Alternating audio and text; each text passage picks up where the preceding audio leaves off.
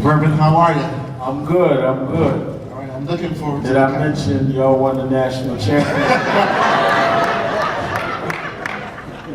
Sounds good. I'm looking forward to the conversation, and we want this to be as interactive as possible, so we'll certainly get to some of the questions from the audience. But I want to start off with your upbringing. You grew up in Brooklyn, New York, and in 1968, when Dr. King was killed, you were too young to know Dr. King. I think you met him maybe once or twice. I met him twice. I grew up a boy preacher, as you said. I started preaching when I was 4, and by the time I was 9, I was on the road traveling in the Pentecostal church known as the Wonder Boy Preacher. I even did several dates with gospel great Mahalia Jackson. And because my pastor, Bishop F.D. Washington, was a bishop in the Church of God in Christ, we had one of the largest churches in New York. They would have the freedom rallies at the church. So I met Dr. King there twice as a youngster. But something that happened after he was killed. A film came out. Yeah. 6 months. Why don't you talk a little bit about that film? Well, I grew up I was an adolescent, really preteen years in the 60s when everything was happening in the South. But you must remember, I grew up in New York. So in New York, there was a much more nationalist trend. Malcolm X, the Black Panther Party, the Black nationalist movement, Imam Amir Baraka, known to some as a poet, Leroy Jones, was right across the Hudson River in Newark. So that dominated New York. So all of my classmates and my peers were much in the nationalist revolutionary tradition.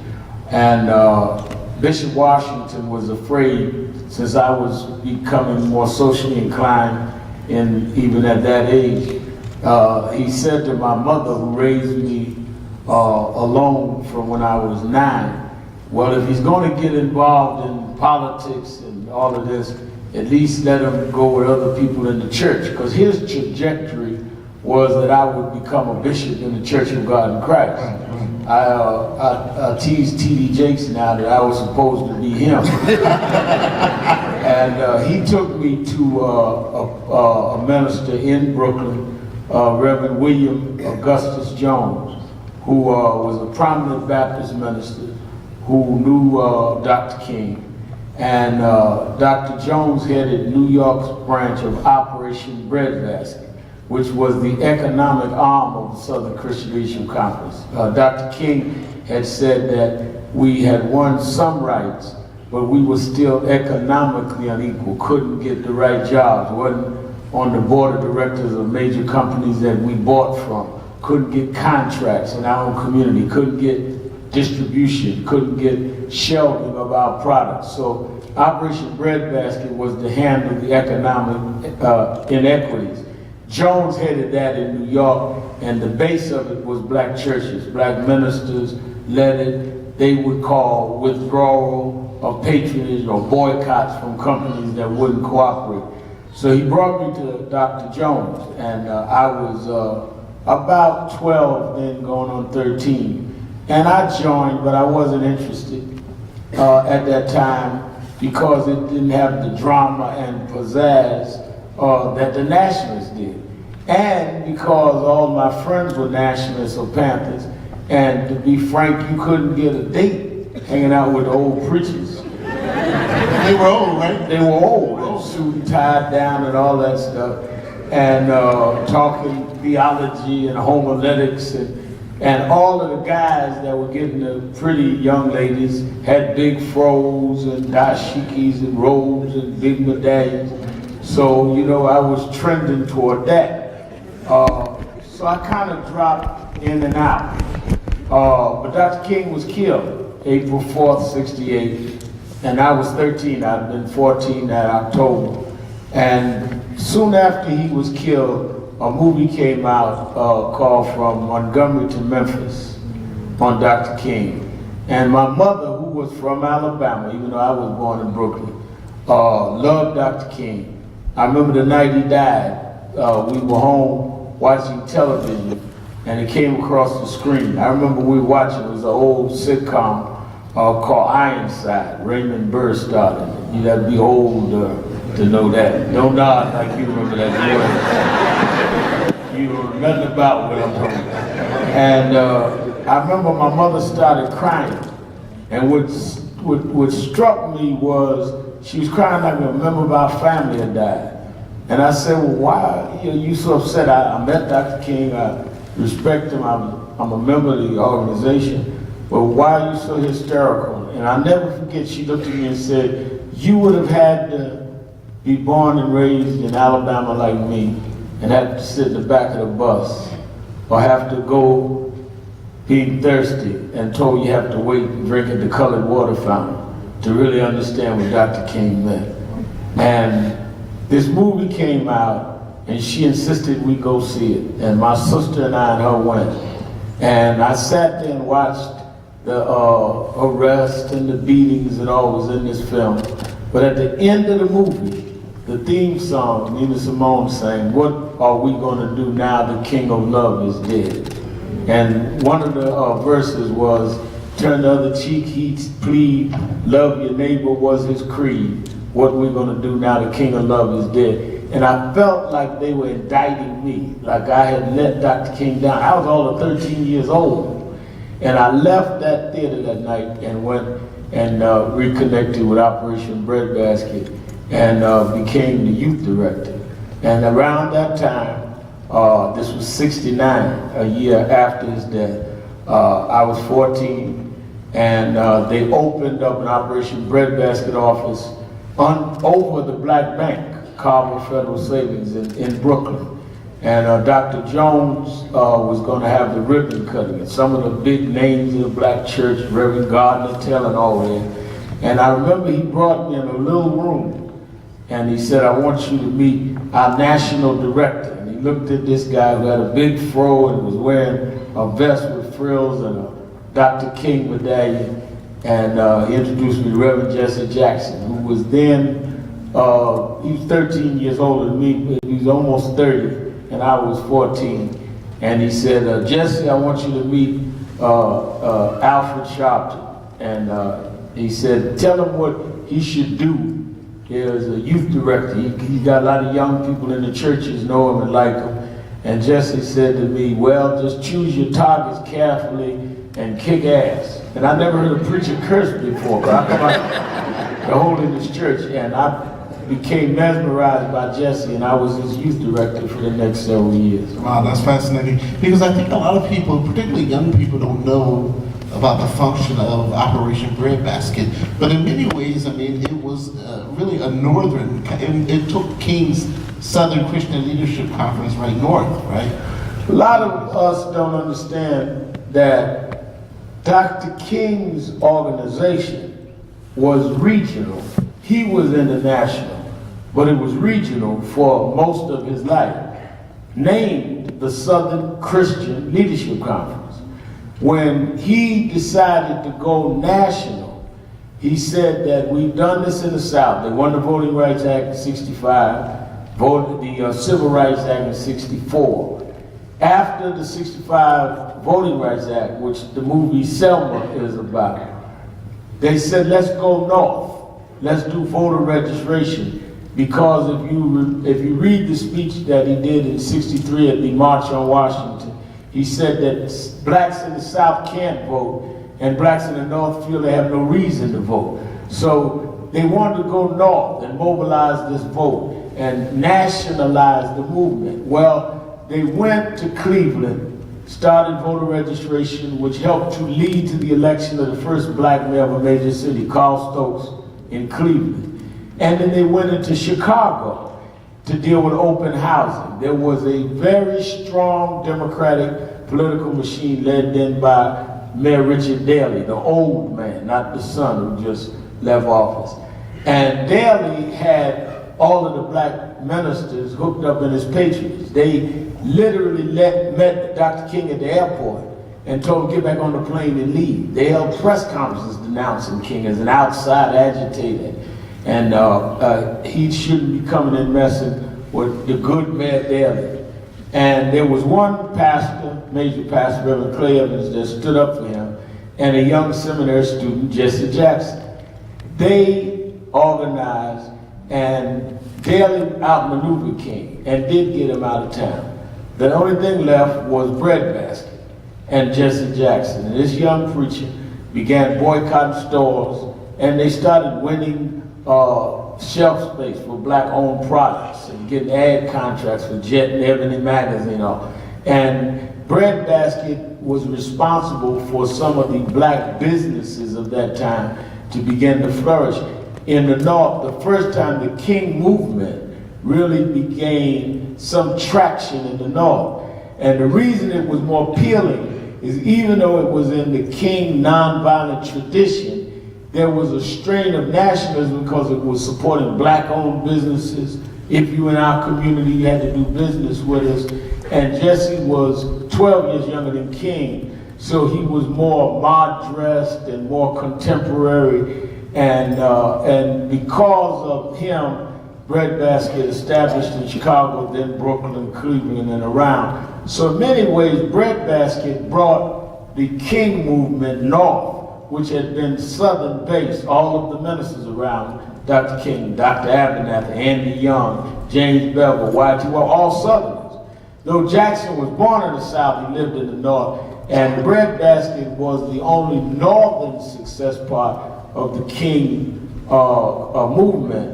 And I was a child of Breadbasket, 13 years younger than Jesse. And what's amazing to me was one of the biggest campaigns in New York was really protesting A&P, the chain. Yeah, there was a chain store, A&P, and we boycotted it in 70 into 71. No blacks on the board, wouldn't put black products on the shelves, black workers really given menial jobs.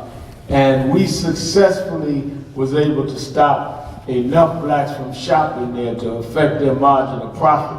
What Dr. Jones and Jesse taught us was that the margin of profit for most businesses at that time, even chain stores, was something like 4 to 6%. So if you could stop just 5 of their consumers long enough, they were operating in the red. The question was, how long could they operate in the red and how long could we keep a boycott?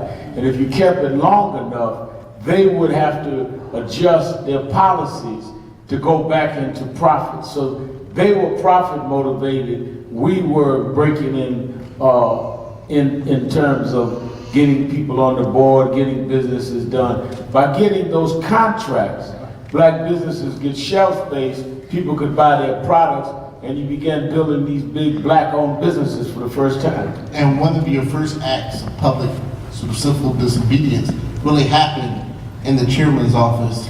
And what happened was the chairman at that time was a guy named William Kane. And Kane refused to meet with the ministers of Breadbasket, even negotiate. So one day we decided, Dr. Jones decided, that we were going to go up and sit in his office and demand a meeting.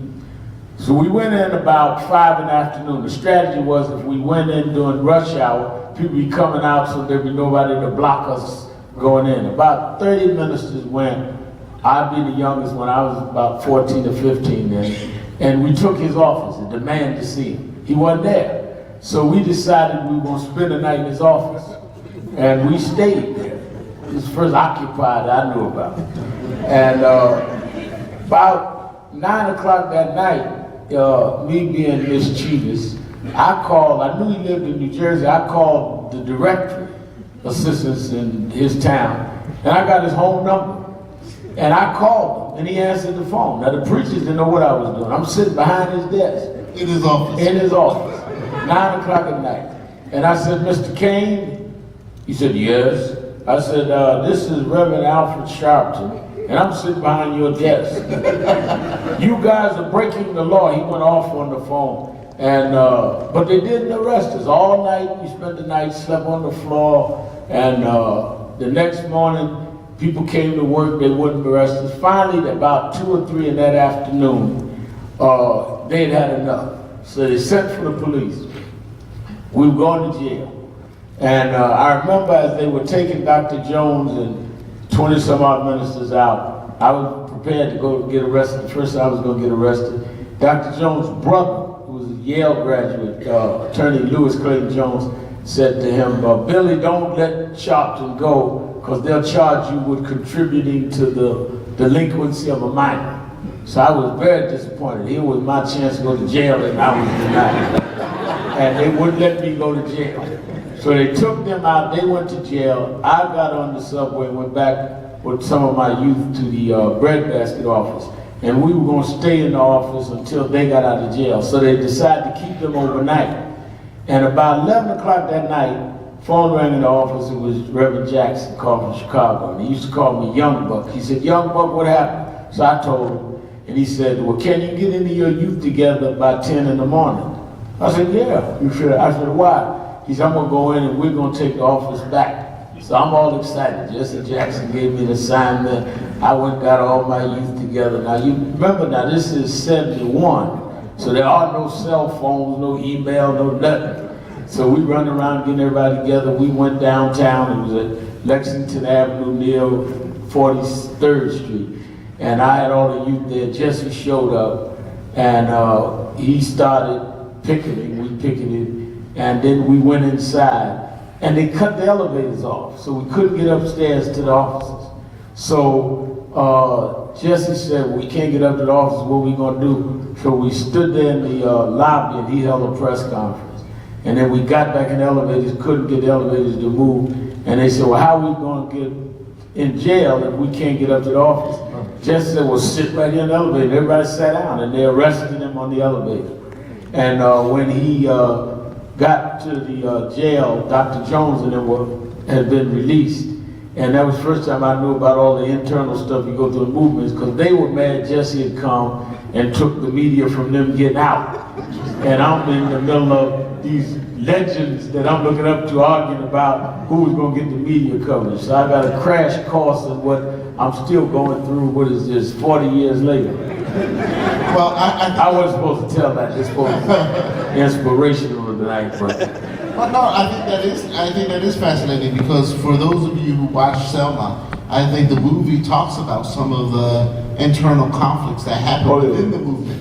And certainly you had the opportunity to interface with many of the leaders and to see some of the conflicts that happened over time. Well, there was a rivalry after Dr. King died in the SCLC Constitution.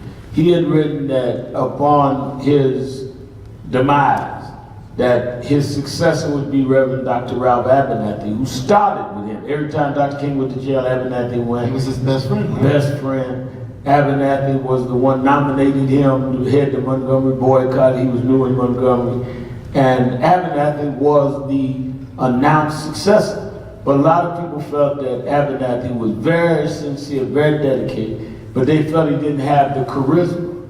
And the younger guys like me felt Jesse did. So it was always this rivalry with Jesse and Dr. Abernathy. And I remember there was a staff meeting that I went with Dr. Jones of the parent group, SCLC, in New York. And I remember Hosea Williams, the legend, was there, James Bevel, Commonplace in Selma.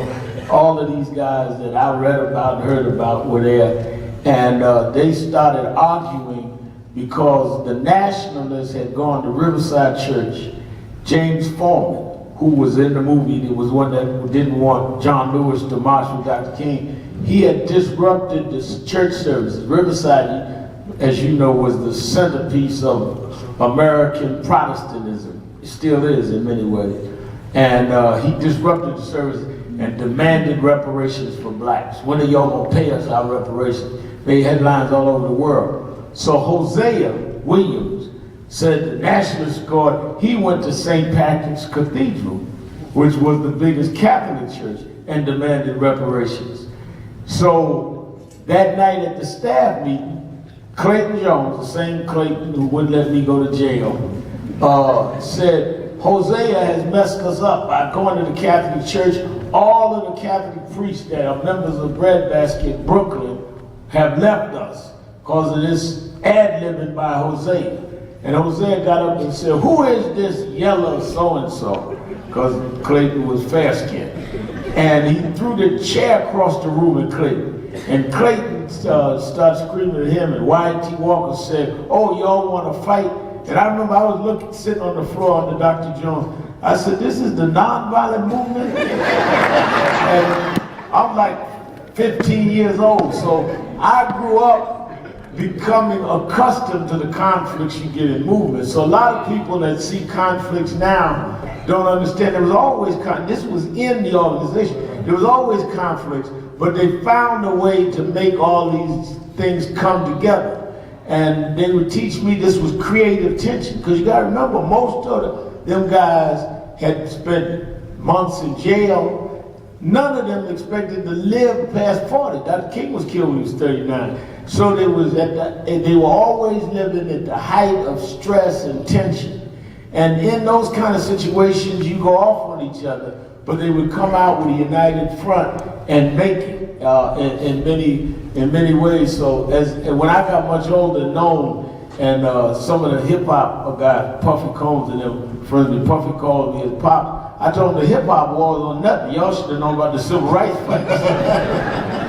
And most people think of New York as being this kind of space of liberalism, but you always thought that it was much more racist. Oh no. And, you knew growing up in New York what neighborhoods you couldn't go in.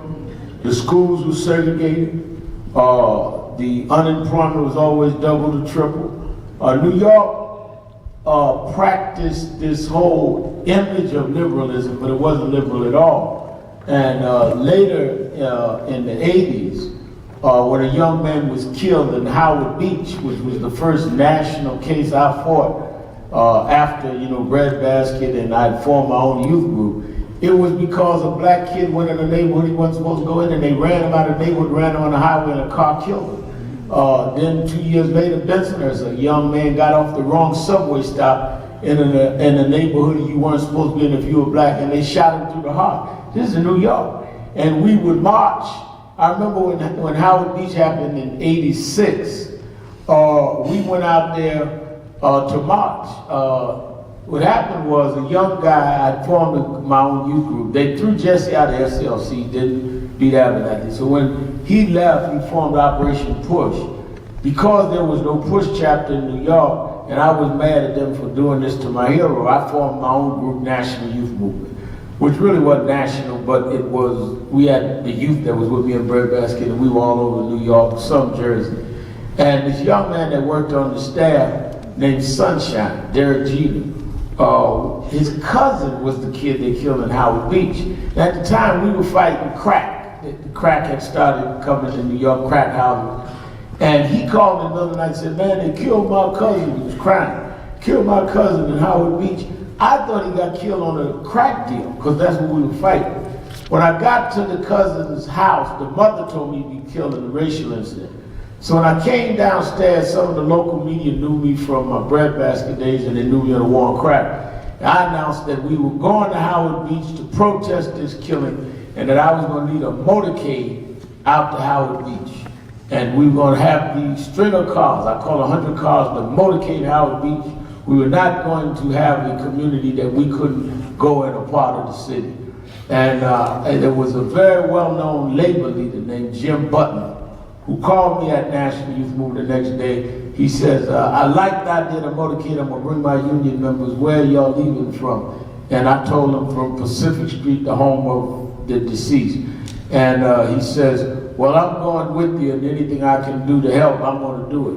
I said, "I'm glad you said I need a favor." He said, "What's that?" I said, "Can I ride with you? Because I call a motorcade, I don't have a car." I was still on the subway. And I rode out there with him, and it was about 50 cars, about 100 of us. When we pulled into Howard Beach, there were 500 whites standing on the corners yelling, "Niggas go home," waving bananas. And that's when Howard Beach became national, because a lot of people around the world had never seen New York like that. And Reverend Herbert Daughtry pulled up and joined us. And I said, "Well, let's go." And Daughtry said, "Where?" I said, "Let's get out the car and walk over to where they killed him." He said, "If we get out the car, that this crowd might come at us." I said, "Well, we will dramatize, because I learned that in breadbasket. We will dramatize the issue and make it clear that this is racism, not just a car accident. And we will make our point if we live through this. And the media would have to cover it. I mean, The media would have to cover it. And that was the idea, which is ironically in Selma, where Dr. King used to say, yes, you use drama to bring national publicity. You cannot, in many ways, impact national policy without a national spotlight. So when you hear critics say we like media, that's true. We use media as part of the strategy. So when you hear people say Al Sharpton like publicity, tell them absolutely, that's what we do. Nobody calls me to keep their problem a secret. They call me because they want the world to know about it. So, like in these times, when Michael Brown's family called me to Ferguson, or when Eric Garner's family called me to Staten Island, they called me to bring in national publicity. And they say, here goes Sharpton chasing cameras. Duh, that's why they called me. right, that was the point. Yeah. And they knew that you had a track record because you had done it before. Absolutely. If you cannot nationalize and dramatize an issue, it becomes local and they can cover it up. And the only way that you can first deal with a grievance is you must expose it. That's why King went to Selma and stayed there. Had they not brought in King, and the local blacks, what is he doing? We don't want him here. If he had not gone in and they not dramatized it, and ultimately John Lewis and Jose got beat on that bridge, we would have never heard about Selma and the Voting Rights Act. Because Johnson didn't want to put that act. They had just done the Civil Rights Act. It was the drama and the world publicity that forced their hand. So young people that want to get into activism, don't ever let them tell you to keep the media out. You need to try to control the message, but you need to expose the problem. If you don't expose the problem, they will never solve it on their own. Other than that, you're dealing with the goodwill of people that are fine with the status quo remaining where it is. Right. That's interesting. A couple of years after that Howard Beach case, there was of course Spitzer's, and then there was all the marches that took place. And you were stabbed in 1991. Yeah, and Bensonhurst happened in 1989. Right. That's when the young man got off the train, wrong stop, and they shot him. And we started leading marches. And the reason we marched in Bensonhurst was not only to dramatize it, but because the people in that neighborhood knew who shot him and they wouldn't give him up. So I said, we're gonna march out here every Saturday till you tell us who killed Yusef Hawkins. And I knew if we kept going every Saturday, they were gonna keep coming out throwing bananas at us. They would literally every Saturday, they'd be lined up with watermelons and bananas, throwing them at us like we were animals. And the cameras kept coming. And the pressure of the publicity every week made them give it up. One guy later told a reporter that because it was a mob area, and said we can't even do our numbers and drug trades because these cameras are every Saturday. And a lot of us felt they are the ones that told them, y'all going to give these kids up, and they ended up surrendering some of the kids.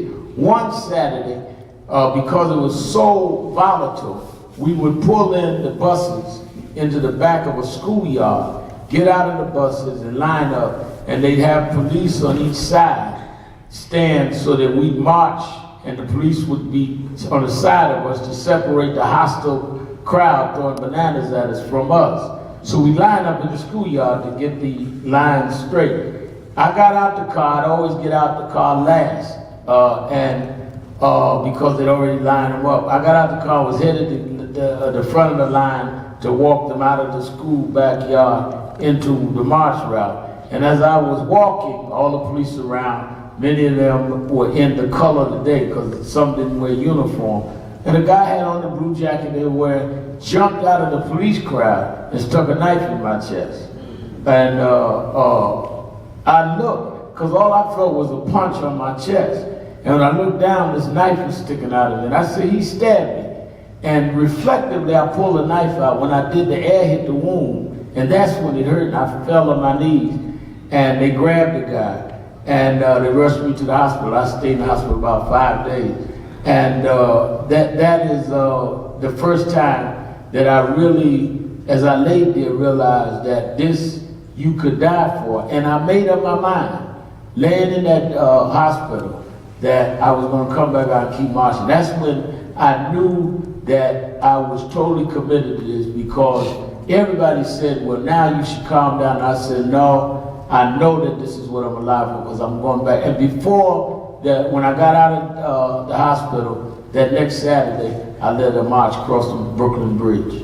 Then you did something that's really interesting, is that at some point, this gentleman was arrested and he went to jail, and then you visited him. And no, what happened first was, when they arrested him and prosecuted him, I went to court. They had me testify to identify. It was that the guy that stabbed me. And I looked at this guy, and I had read in the papers then, you know, he came from an alcoholic family, and he was dysfunctional. And obviously he tried to kill me. But I looked at him and said that what was so unfair is y'all taught him to hate me. Y'all taught him I was the enemy, because I was standing up for my people had the right to go in his neighborhood. So yeah, he stabbed me, but y'all put the knife in his hand. And why aren't y'all sharing some of the blame? And as I thought about this, I went back to my roots in the King movement, of Dr. King saying we can't be like those we fight. And I went to his sentencing. He was found guilty, aggravated assault. And I went and asked the judge, could I be heard? Of course, the victim can be heard, and you ask for the maximum sentence. And I got up and I said to the judge that I forgave him for stabbing me, and that the judge should put him in a program and don't put him in jail. That he did what he thought would make him a hero. And the judge said that he admired what I said, that was noble, but he gave him 10 to 15 years in jail. And about a year and a half later, this boy wrote me, named Michael Riccardi is his name. And he said that he wanted to thank me for standing up for him. That his father was an alcoholic. No one had ever stood up for him in life till then. He said the irony is, the guy I tried to kill was the only one that saw value in my life. He said, and I'm not going to ask you to forgive me, you already said you did, but I want your 2 daughters. By then I'd married and had 2 children. He said I would ask them to forgive me for trying to kill their father. And I wrote him back. He told me he was dating his girlfriend he had dated. They were going to marry him when he was in jail. He'd been in about a year and a half, 2 years. And I wrote him back and I said I wanted to visit him in jail.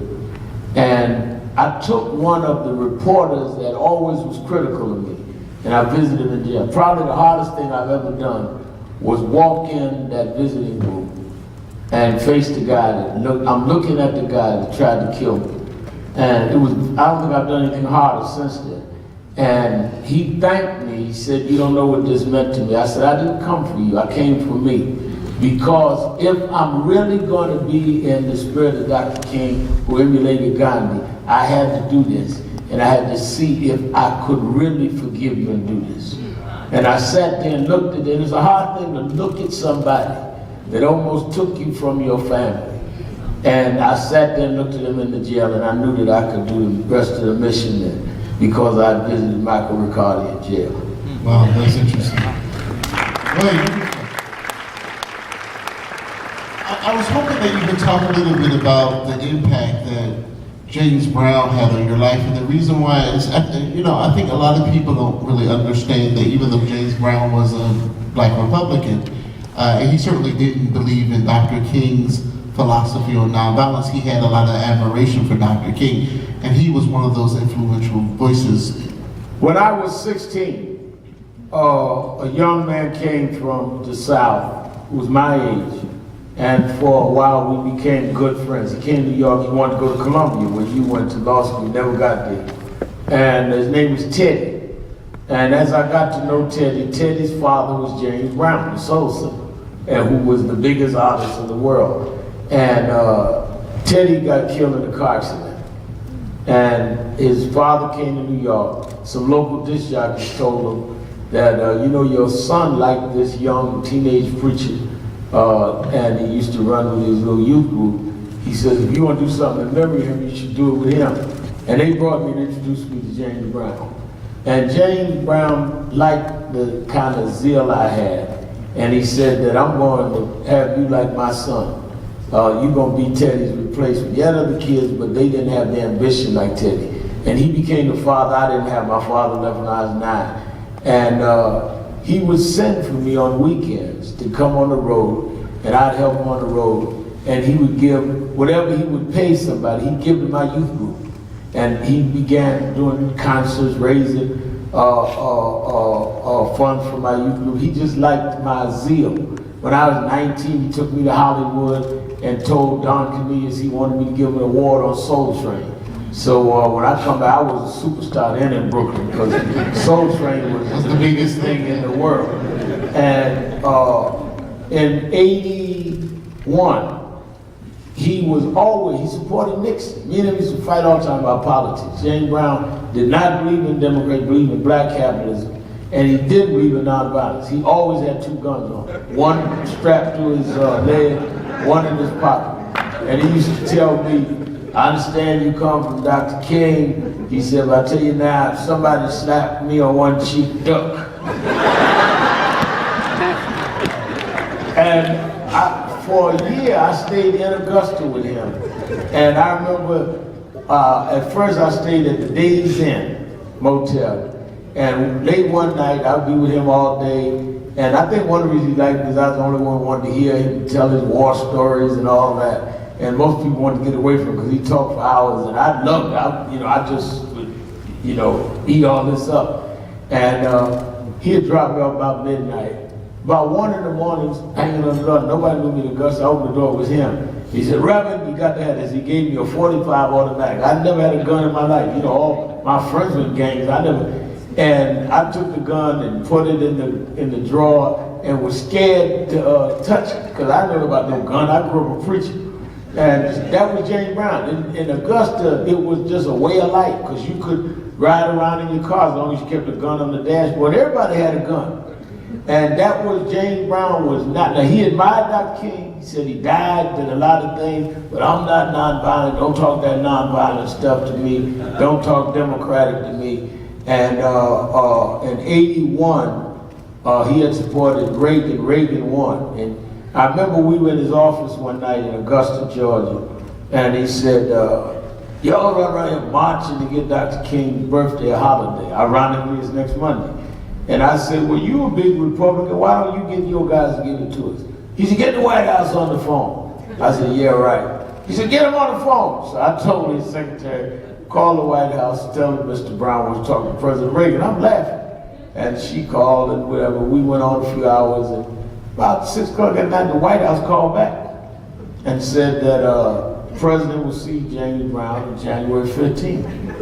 And I said, huh? They said, January 15th, which is King's birthday, the President would see James Brown at the White House, January 15, 1982. This was late '81. So James now feel all vindicated, and I'm gonna take you with me. So he made me fly back from New York to Augusta to fly back to Washington. I never did figure out why I had to fly over Washington, go to Georgia, fly back. So he didn't have his jet was in repair, because James Brown had his own jet. In those days, there was only 2 blacks in America that had their own jets. It was he and Elijah Muhammad. And so we had to fly commercial. And we got on Delta Airlines. And I remember he looking over at me, we sit up in first class. And he said, Reverend, I want you to do me a favor. You never call me by my first name. Always call me Reverend. You always believe people call each other Mr. or Miss. That was in the movie they did on him last year, and that's true. There was no first names around. He believed in very disciplined kind of protocol. And I said, yes, Mr. Brown. He said, I want you to do me a favor. I said, what? He said, when we get to the White House, I want you to look like me. He said, I want people to see me, they see me when they see you. He said, I want you to style your hair like mine. And a lot of people didn't understand what that meant to me, because it never occurred to me till then because my father left, that no man ever made me feel like I was something they want me to be like them. It was like a validation to me that I'm worth a man wanting me to emulate him. And here was this big star on top of that. So we landed, we went and did my hair, and went to the White House, and all those dudes that night, me with this new car, everybody in Brooklyn like, look at him with his hair. And we went back with Reagan and Bush, and he, asked them about the holiday. And of course, they just used it as a photo op, but he did it. And we got back on the plane, headed back to Augusta, and he looked at me and he said, Reverend, I want you to do me one more favor. I said, what's that? He said, promise me you'll keep your hair like that as long as I'm alive. And I said, yeah, because it was my validation. And years later, when he got in trouble again and went to jail, he used to call me 3 times a week from jail. I get a collect call from South Carolina Correctional Facility. I knew it was him. And I'd accept the call. And he would never start a conversation about how you doing, how's the kids, none of that. Reverend, how's your hair? Checking to see if I go back after it. I still got it, Mr. Brown. And people thought it was my style, but it came from my bond with James Brown. And that's how I developed my hairstyle. This is short and slick back now, but it started with James Brown. Interesting. But even the conversation at the White House between him and the president, I imagine would have been Well, James Brown dominated every room. And when we got in the room with the president, he sat down and he said, Mr. President, he's talking to Reagan now. He said, you're about to blow the whole country. And Reagan kind of smiled and said, well, Mr. Brown, that's why we invited you here. Tell me what I ought to be doing. You're about to blow everything. Y'all know what you're doing. He said, I know everything you need to do. He said, yes, Mr. Brown. He said, there's upheaval everywhere. He said, there's turmoil everywhere. I can tell you what to do. I'm the biggest artist in the world, all that. We went through this about 5 minutes, and Reagan, smiling, tell me what to do, Mr. Brown. And James sat back in the seat, and he looked over at me, he said, tell him, Reverend. And I looked, I said, huh? He said, now you know me. Tell the man what to do. You've been marching all your life. I brought you to the man. Tell the man what to do. And I'm sitting up here, I'm supposed to ad-lib an urban policy to the president. But that's how it was to be with James Brown. I mumbled something.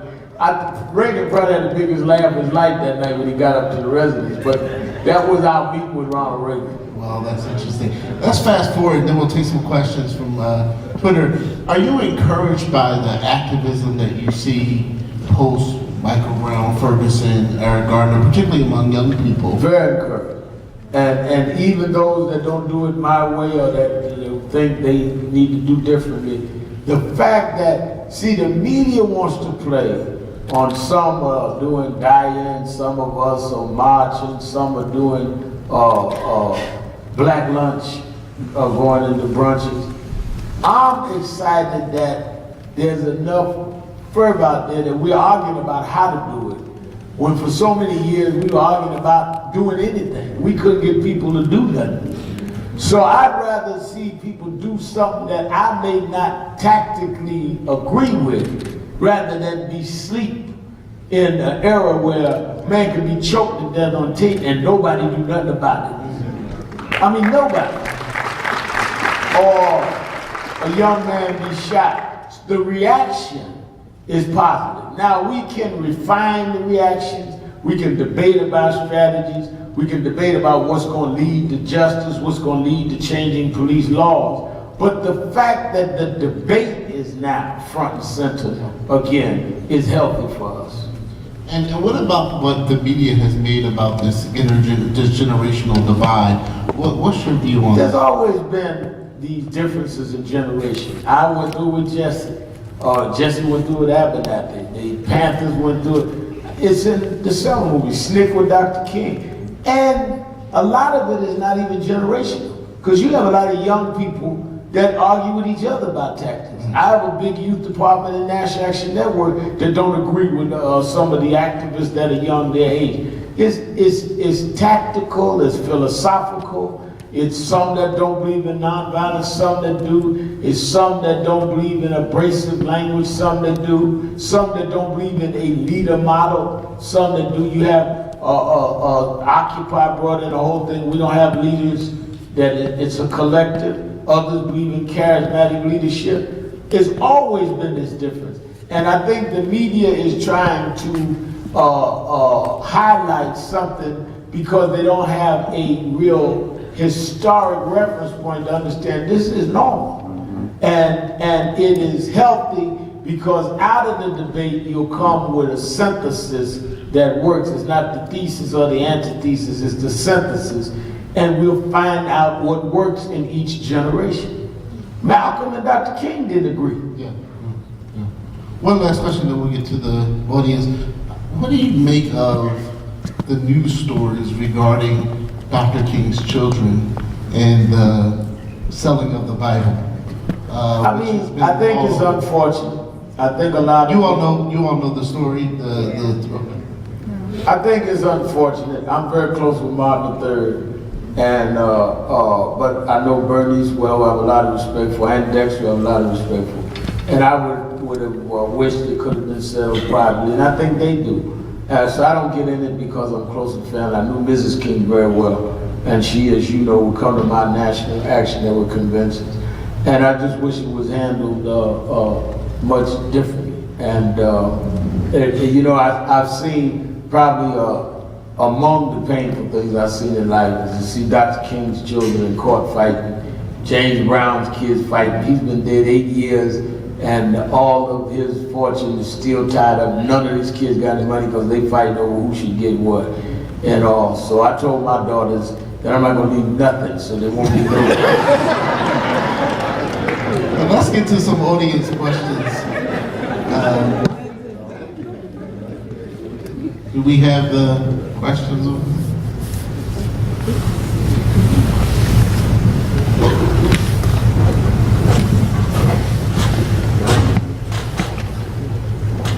All right. Thank you. While they're doing that, give this brother another hand. That poem messed me up tonight. That was really good. That was really good. Our first question, how do you think Dr. King, if he was alive, would respond to police brutality?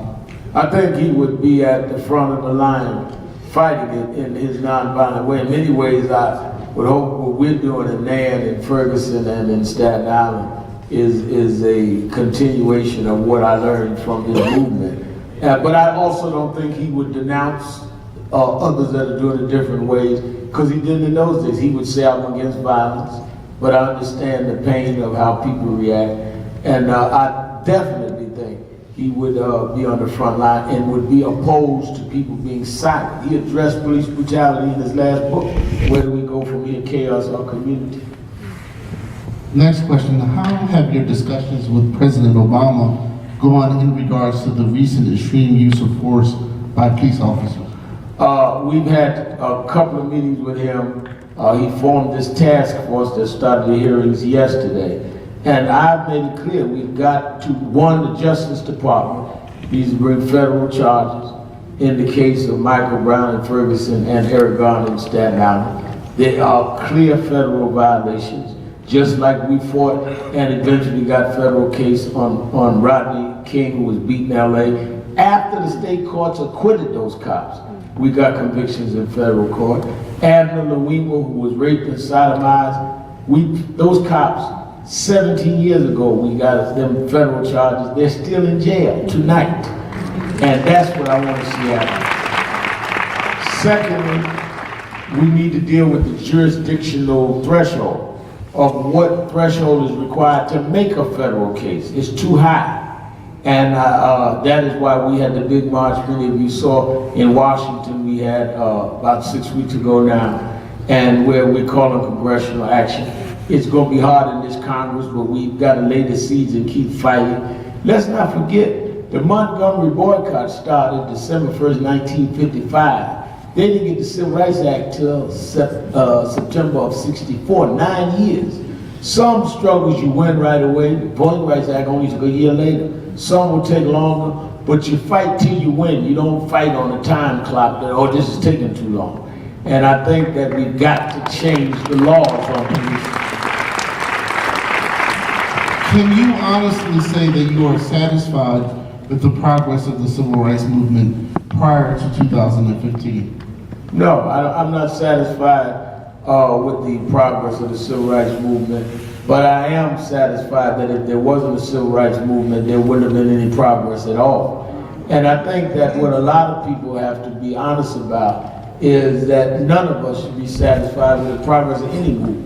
Civil rights movement didn't do everything we wanted. The Black Power movement didn't. The revolutionary movement didn't. So a lot of people that critique don't admit all of our methods have not worked to the degree we want. But all of our methods has moved us further up the road. If there wasn't a Voting Rights Act, there wouldn't have been a Barack Obama. Has Barack Obama been able to do everything? No. But he's been, healthcare alone wouldn't have happened had we not put Obama in the White House.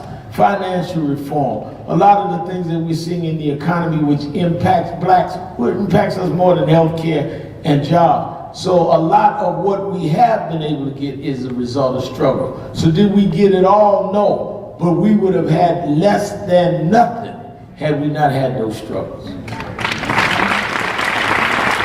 Maybe two more questions. What should the role of the church be, particularly during these times? Church should be out front. I'm sick and tired of people leading in the church that are so heavenly bound and no earthly good.